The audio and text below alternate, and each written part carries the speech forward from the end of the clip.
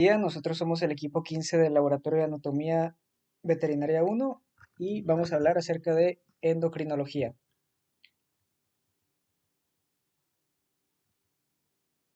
La endocrinología es el estudio anatómico de las glándulas, desde su producción y la química de las hormonas hasta las respuestas de los órganos blancos y la interacción entre los tejidos endocrinos y el sistema nervioso. Para entender la endocrinología, es fundamental entender qué es una glándula. Las glándulas son órganos de origen epitelial cuya función es segregar hormonas para el funcionamiento correcto del organismo. Existen tres tipos de glándulas: endócrinas, que producen dichas hormonas hacia la sangre para su transporte. Tenemos también las exócrinas, que envían sus secreciones al exterior a través de ductos o tubos. Y de tipo mixta, que tiene una mezcla entre función endocrina y exócrina.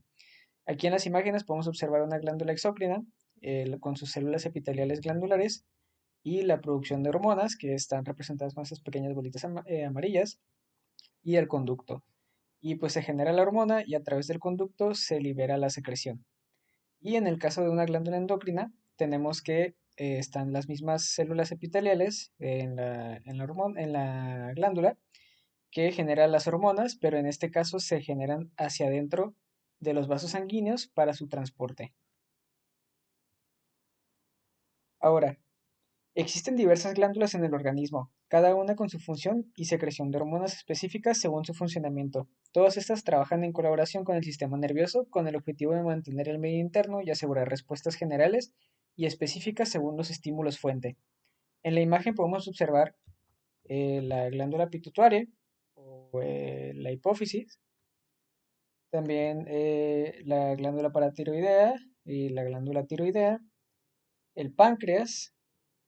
Podemos observar eh, la glándula suprarrenal, el riñón, en el caso de las hembras, pues el ovario, y en el caso de los machos, los testículos. Ahora hemos mencionado a lo largo de la presentación a las hormonas. Sin embargo, realmente, ¿qué son las hormonas? Las hormonas son aquellas sustancias químicas producidas en las glándulas cuya función es controlar y regular distintas funciones del cuerpo. Se clasifican en péptidos y proteicas, que en su mayoría son de este tipo, pero también existen los esteroides, las derivadas de aminoácidos y las derivadas de ácidos grasos.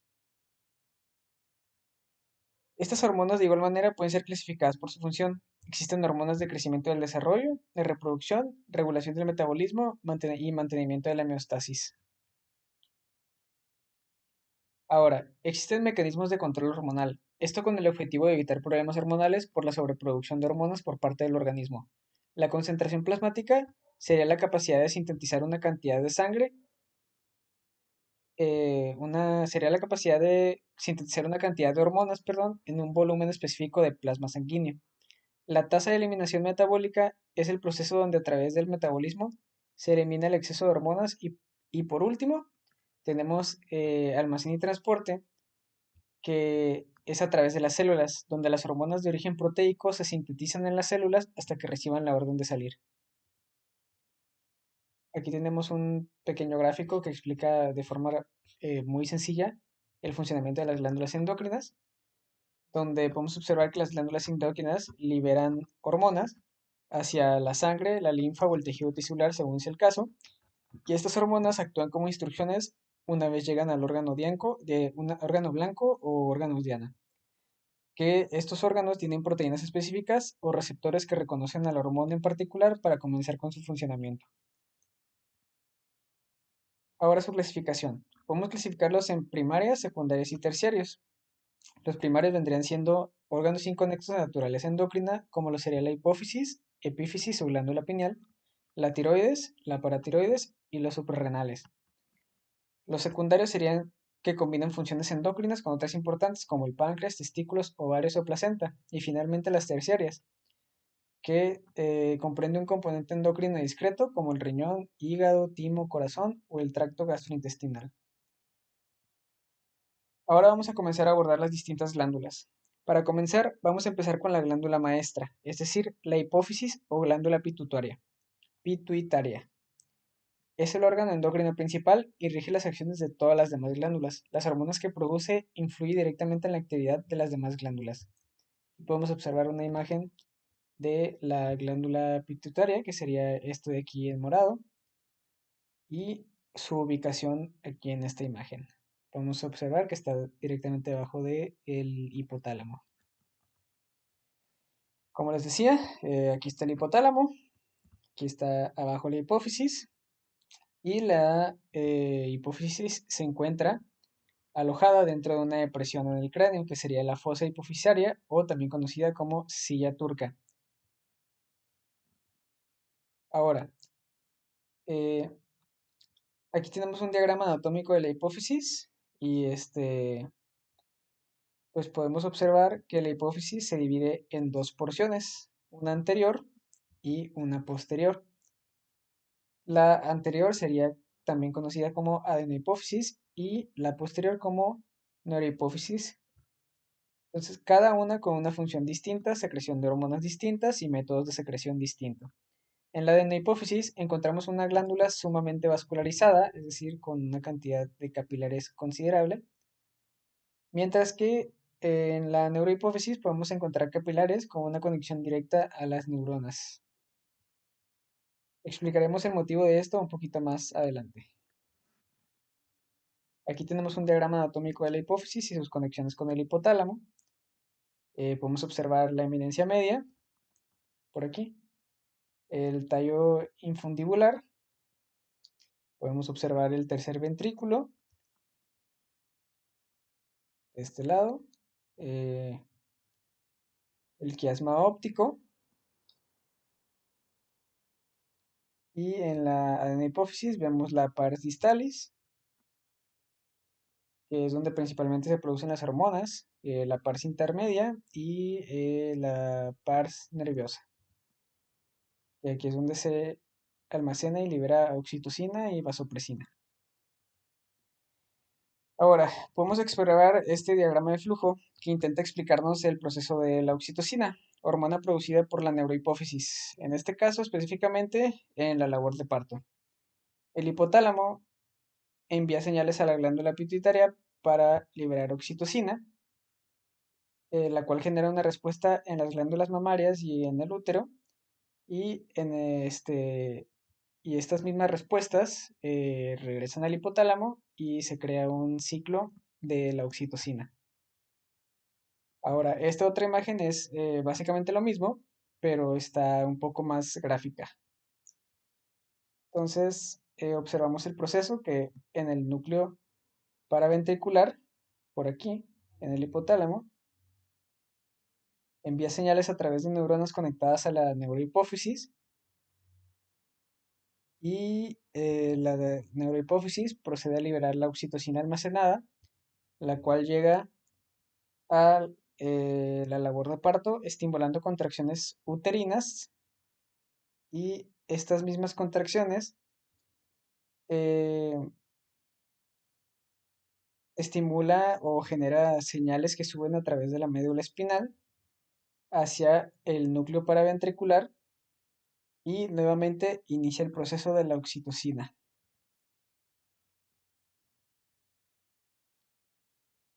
Ahora, en esta imagen observamos las distintas funciones de secreción de ambas secciones de la hipófisis. Las hormonas que se generan en la adenohipófisis actúan en diversos procesos, como la hormona del crecimiento, la prolactina, eh, la LH, FSH, ACTH y la TSH. La hormona del crecimiento, pues, actúa en huesos, músculos y órganos, la prolactina principalmente en mamas, la LH y FSH actúan sobre ovarios y testículos para la producción de estrógeno progesterona en el caso de ovarios y testosterona en el caso de los testículos. La ACTH actúa en la corteza suprarrenal para crear hormonas corticales o cortisol. La TSH actúa sobre la glándula tiroidea para generar hormonas tiroideas. Y en el caso de las hormonas de la hipófisis posterior o la neurohipófisis, pues únicamente se libera vasopresina o antidiurético y oxitocina, que la oxitocina, como ya explicamos, pues puede aplicar en mamas y útero. Y la vasopresina funciona en los riñones para el almacenamiento de agua en el organismo. Aquí pues tenemos una imagen pues muy similar a la anterior, pero un poquito más gráfica de igual manera. Pues podemos observar los núcleos, eh, los núcleos, los núcleos por esta parte. Podemos observar su conexión con la neurohipófisis, que como ya explicamos, pues libera antidiurético, libera oxitocina, actúa sobre las glándulas mamares, sobre el útero y sobre los riñones para la absorción de agua. Y eh, en la adenohipófisis podemos ver que tenemos pues las hormonas previamente mencionadas, pero aquí se nos especifica que la hormona del crecimiento y la prolactina salen del eh, acidófilo y las demás hormonas salen del basófilo. Pero básicamente pues sería lo mismo. La hormona del crecimiento actúa sobre hueso, músculo y tejidos, prolactina sobre glándula mamaria, LH sobre LH y FSH sobre ovarios y testículos, TSH sobre tiroides y ACTH sobre la corteza suprarrenal. Aquí de igual manera, pues lo encontramos representado de otra forma, pero fundamentalmente sigue siendo lo mismo. Pues podemos observar por aquí lo que viene siendo el lóbulo anterior de la hipófisis, lóbulo intermedio y el lóbulo neural. En el lóbulo neural se produce la oxitocina, la vasopresina, y aquí en el lóbulo anterior, pues se producen todas las hormonas que ya hemos mencionado, la ACTH, TSH, la hormona del crecimiento, la LH y FSH y pues la prolactina. Muy bien, ahora vamos a pasar a la glándula pineal. Glándula pineal o epífisis. Esta es una pequeña eminencia ubicada justo en el centro del cerebro, como lo podemos observar aquí en la imagen. Y durante mucho tiempo se desconocía el funcionamiento de la glándula pineal e incluso a día de hoy no se termina de comprender, pero lo que sí sabemos acerca de esta es que produce melatonina, que es una hormona sumamente relacionada a a la serotonina, la cual afecta nuestros ciclos circadianos o ciclos de sueño. Aquí en esta gráfica se explica un poco mejor lo que les acabo de mencionar, pues tenemos que la cantidad de luz que entra a la retina pasa por los nervios y llega a la glándula pineal y dependiendo de la cantidad de luz que se haya recibido por parte de la retina, es la cantidad de melatonina que se va a producir. A mayor cantidad de luz, menor cantidad de melatonina y a menor cantidad de luz, mayor cantidad de melatonina. Entonces, en el caso de los días largos, la producción de melatonina es menor y en el caso de los días cortos es mayor. Y una mayor producción de melatonina significa una mayor producción de estradiol en los ovarios en el caso de las hembras. Esta hormona de la estradiol está directamente relacionada con los órganos reproductores y con los ciclos menstruales. Y finalmente para la glándula pineal, pues tenemos las células que se encuentran dentro de esta. Podemos observar que tenemos a los pinealocitos, que serían los principales, que producen la melatonina y se secreta durante las 2 horas de oscuridad. Mientras no se esté produciendo melatonina, se estará produciendo serotonina, pero no por parte de los pinealocitos. Simplemente es para que sepan que cuando no se produce una, se producirá la otra. También tenemos los astrocitos y las células intersticiales. Ahora vamos a pasar a la glándula tiroides y ignoremos el texto debido a que hay un error, nos está hablando de la glándula pineal, como podrán darse cuenta, pero la tiroides es una glándula en forma de mariposa ubicada en la base del cuello y está en forma de mariposa y produce hormonas esenciales para regular el metabolismo, la frecuencia cardíaca, el crecimiento y la temperatura corporal. Aquí pues se les explica lo que ya les mencioné. tenemos el hueso ilioides, dándonos a entender que esto sería el cuello. Aquí podemos ver la tráquea, podemos ver el ligamento circotiroideo, cartílago tiroides y la glándula tiroides vendría siendo todo esto que se divide en lóbulo derecho, lóbulo izquierdo, el istmo, que sería como el cuerpo, y el lóbulo piramidal. Esta de aquí secreta las hormonas tiroxina T4, triiodotironina T3 y la calcitonina. Aquí podemos observar una imagen que nos explica un poco acerca de el eje hipotálamo, hipófisis, glándula tiroides. Entonces, el hipotálamo produce TRH o hormona liberadora de tirotropina, la cual baja a la hipófisis, como podemos observar por aquí. También produce SST, que sería la somatostatina, que inhibe la liberación de TSH.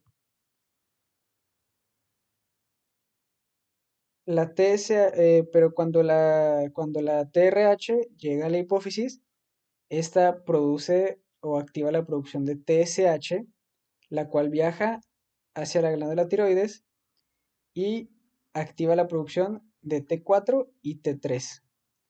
Sin embargo, hay diversos factores que pueden inhibir este proceso, como lo sería la dopamina, la glucocorticoides, la retinoides, que estas tres serían inhibidores para la hipófisis, evitando la producción de TSH.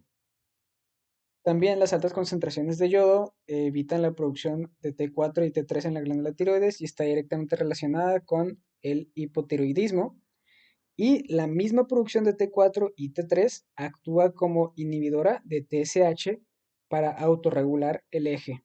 Y de igual manera inhiben al hipotálamo en la producción de TRH como método de autorregulación. Ahora pasaremos a las glándulas paratiroides. Y las glándulas paratiroides son cuatro pequeñas glándulas que producen la hormona paratiroidea o PTH. Estas están localizadas en la superficie posterior de la glándula tiroides, dos en cada lado, como podemos observar aquí en la imagen, y se ven como pequeñas pasitas o pequeños puntitos negros, oscuros. Muy bien. Esta hormona que secreta pues es esencial para regular los niveles de calcio y fósforo en el cuerpo, ya que la conducción nerviosa y contracción muscular no puede ocurrir sin niveles normales de calcio. El número de glándulas paratiroides también varía dependiendo de la especie, hay que tener eso en mente. Y en las glándulas paratiroides se encuentran dos tipos principales de célula. Tenemos las células principales y las células oxífilas, donde las células principales son las que secretan la hormona paratiroidea, que aumenta la concentración sanguínea de calcio, estimulando la reabsorción ósea.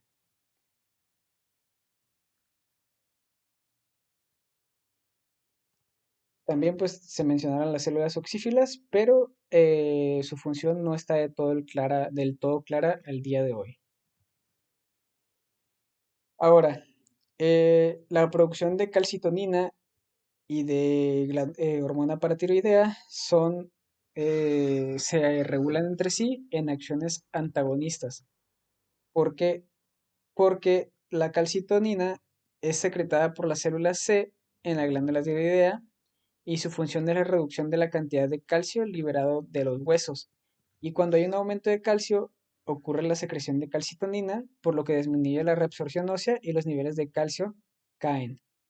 Sin embargo, la PTH es lo opuesto, ya que su función es la de incrementar los niveles de calcio mediante la reabsorción ósea y también reduce la excreción renal de calcio. Estos son factores importantes para normalizar los niveles de calcio en la sangre y hay algunos mecanismos por los que la hormona paratiroidea normaliza la hipocalcemia. Pero como pueden observar, pues son antagonistas, ya que una está encargada de reducir o sí, reducir la cantidad de calcio y la otra está hecha para aumentar los niveles de calcio o normalizarlos.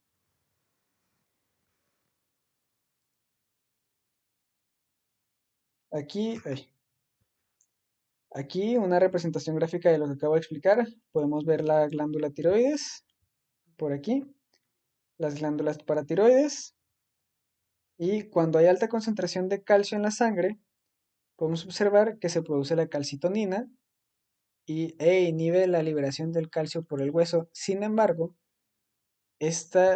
cuando hay baja concentración de calcio en sangre, se produce la hormona paratiroidea, estimulando la liberación de calcio por el hueso. Podemos observar las glándulas paratiroideas que contienen receptores sensibles al calcio, que además son modulados por el magnesio.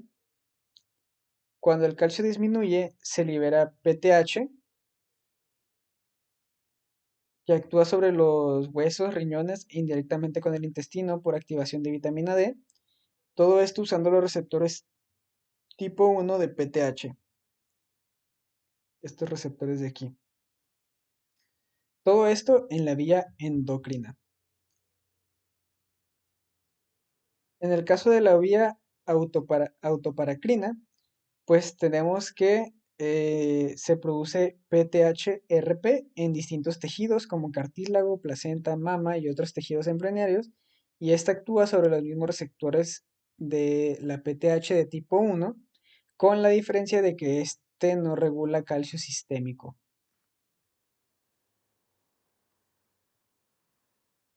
Ahora hablaremos de los adrenales o glándulas suprarrenales.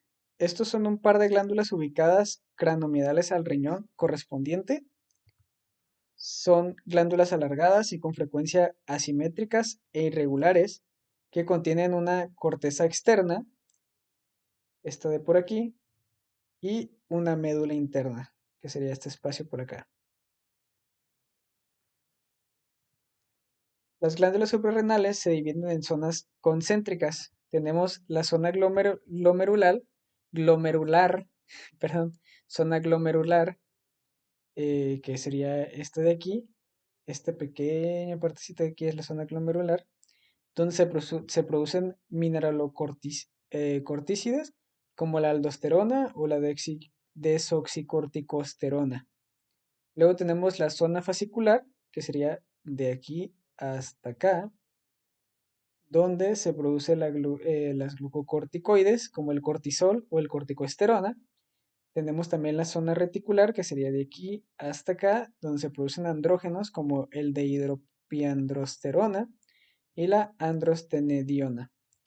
Y finalmente, pues la zona medular, que sería la zona de adentro, donde se produce la adrenalina y la noradrenalina. Esto de aquí, pues es una representación gráfica de este pequeño cuadrado de acá, bueno, rectángulo de acá, y podemos observar, pues, las distintas zonas conforme vamos avanzando y la zona medular.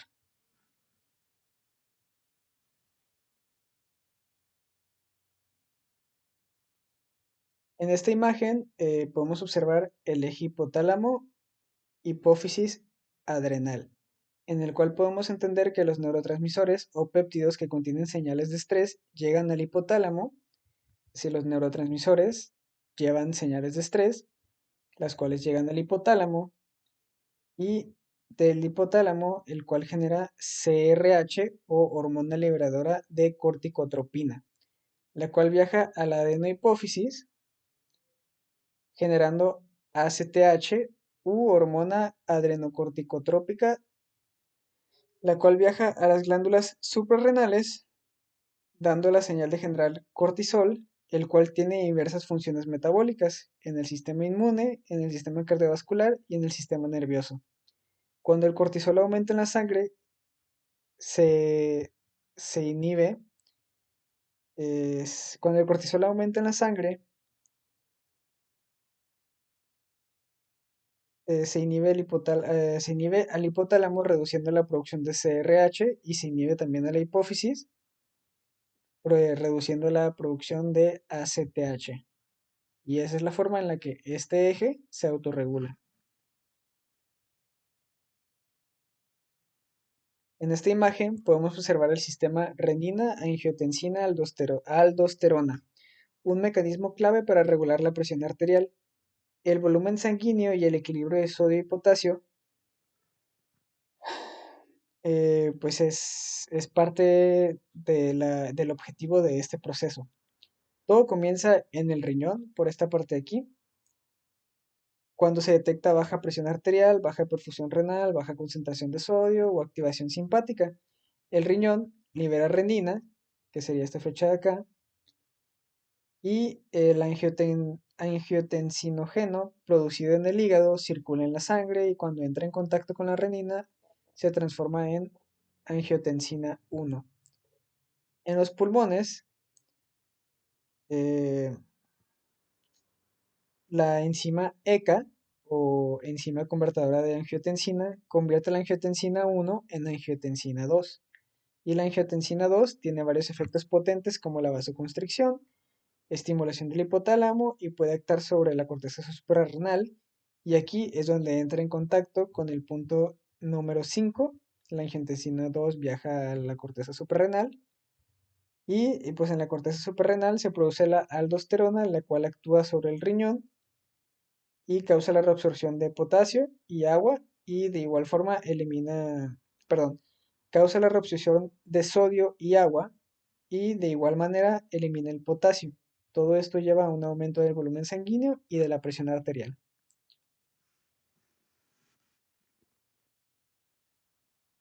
Ahora pasaremos a las glándulas islotes de Langerhans. Estas son grupos de células endocrinas dentro del páncreas que producen y secretan hormonas clave para el metabolismo de la glucosa en la sangre, como la insulina, el glucagón y la somatostatina.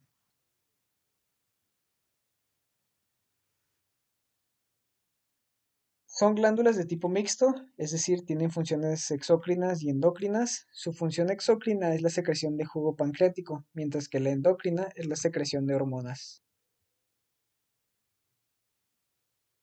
Aquí podemos observar el control hormonal de la glucosa, perdón, eh, podemos observar que se presenta en forma de aglomerados. Aquí en esta imagen sería este aglomerado de células. Hay células alfa y células beta. Y las glándulas de islotes de Langerhans pues producen insulina, glucagón, somatostatina y polipéptido pancreático. Ahora, aquí podemos observar el control hormonal de la glucosa en la sangre mediante la acción coordinada de la insulina y el glucagón. Dentro del páncreas, que sería este órgano de aquí, se muestran los islotes que contienen las células alfa y células beta, la cual cada una produce su propia hormona. En el caso de las células alfa se produce el glucagón, en las células beta se produce la insulina. Ahora, si la glucosa disminuye, las células alfa van a, eh, van a liberar el glucagón, el cual actúa en el hígado, donde es estimulada bueno, el glucagón es estimulado por la disminución de glucosa en la sangre y actúa sobre el hígado, donde estimula la glucogenólisis y la gluconeogénesis, dando como resultado la liberación de glucosa al torrente sanguíneo y el aumento de la glucemia. Por otro lado, cuando sube la glucosa, las células beta liberan la insulina. La insulina es una hormona anabólica que promueve el almacenamiento. Se une al receptor de insulina en células blancos, activa cascadas que movilizan los transportadores GLUT4 y las vesículas con GLUT4 se fusionan a la membrana. Esto permite entrada de glucosa a la célula y una vez dentro de la célula la glucosa se convierte en glucógeno o en grasas. Como resultado, disminuye la glucosa en la sangre.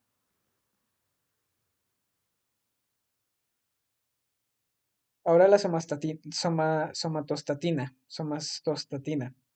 Esta hormona se secreta y actúa en los islotes. Esta estimula el aumento de la glucemia, aminoácidos, ácidos grasos y la concentración de hormonas gastrointestinales, mientras que inhibe la secreción de insulina y glucagón, la motilidad en estómago, duodeno y vesícula biliar y la absorción por el tubo digestivo.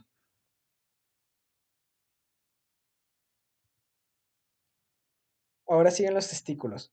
Estas glándulas reproductivas son pares y se encuentran entre los músculos en sacos de piel llamados escrotos, que podemos observarlos por aquí. Este sería el escroto.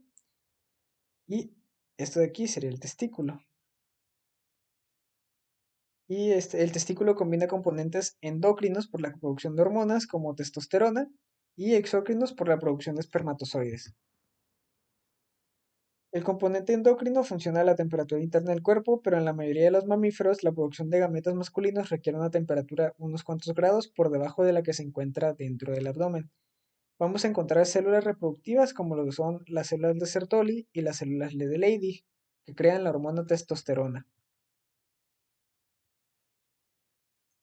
En esta imagen observamos el eje hipotálamo-hipófisis hipotálamo-hipófisis-testículo, donde el cerebro manda señales al hipotálamo, el hipotálamo libera GNRH hacia la hipófisis y la hipófisis libera LH y FSH que actúan sobre el testículo, generando dos procesos distintos. El proceso de la LH que actúa sobre las células de Leydig y produce la testosterona, y el proceso de la FSH que actúa sobre las células de Sertoli, produciendo estrógenos.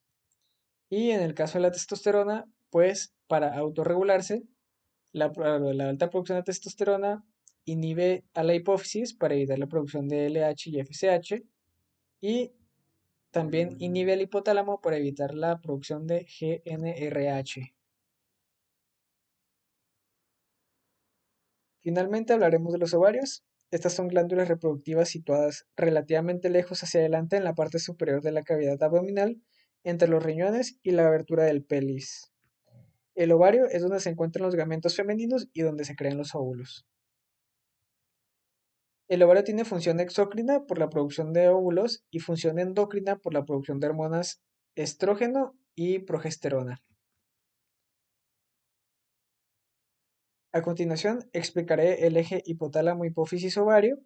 Para comenzar, el cerebro pues manda señales GNRH a la hipófisis, que de igual manera pues libera LH y FSH hacia el ovario, donde actúan sobre su propia célula. En el caso de la LH, actúan sobre las células de la teca interna, produciendo progesterona, y la FSH actúa sobre las células de la granulosa, produciendo estrógenos. En el caso de la progesterona, se autorregula inhibiendo la hipófisis, reduciendo la producción de LH y FSH, y inhibe el hipotálamo, reduciendo la producción de GNRH. En estas imágenes podemos observar los aparatos reproductores masculino y femenino de aves. En la izquierda pues sería el macho. Podemos observar testículos, riñones, uretra, el conducto deferente, la vesícula seminal y la cloaca. En el caso de el lado de derecho, pues tenemos el aparato reproductor femenino de un ave, donde pues podemos observar el ovario, que contiene un óvulo maduro y un folículo roto por la ovulación. Luego aquí pues tenemos el magnum, el isthmus, el útero, la vagina y la apertura del oviducto con la cloaca. Y esto sería todo por parte de la presentación. Muchas gracias.